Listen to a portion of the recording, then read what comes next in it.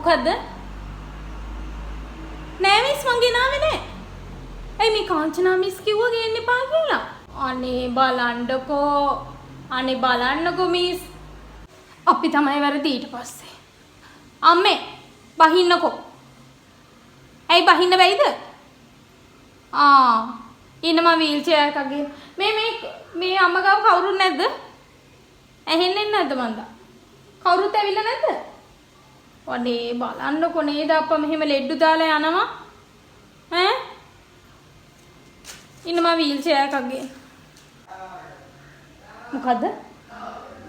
ඔව් බං අපි මේ ටික වෙලාවක්වත් වැඩක් නොකර ඉන්නවද කියපන්කෝ. ඒ වුණාට කොයි වෙලාවෙත් මොකක් හරි කතන්දරයක් අහන්නේ. ඈ? ඔව් බං අර කාංචනා මිස්ටරන් අපිව පේන්න බැරිද කොහෙද? හැම තිස්සෙම මොකක් හරි බැනගත්ත ගමන්. මේ බලහන් කූඹිමි. අයියෝ අම්මේ. මේ මෙතන මේ පැණි රස බිස්කට් ඒවා මේව දාන්න එපා. කියලා තියනවනේ බෑග් එකකට දාගන්න කියලා. මේ බලන්නකෝ මෙතන. මේ එක්ක මේකේ කට ගැට ගහලා දාන්න මේ. නැත්නම් හුලනුත් එනවා විස බීජනේ ඕගොල්ලොන්ගෙම. කෑම වලට. කොච්චරවත් කියනවනේ. අයියෝ මේ බලන්නකෝ අනේ. මේ ඔය හැමෝම පැණි රස කෑම දාන්න එපා උඩින් තියන්න එපා. ඔයාලා නෙවෙයිනේ බැනුම් අහන්නේ අපිනේ. ඔය උඩ මොනවා හරි තියනවා ඔය බලන්න ඔතනක් තියනවා ඔය. මේ මෙතනක් තියනවා. තියන්න එපා කූඹි එනවනේ. අම්මේ නැගිටින්න පුළුවන්ද?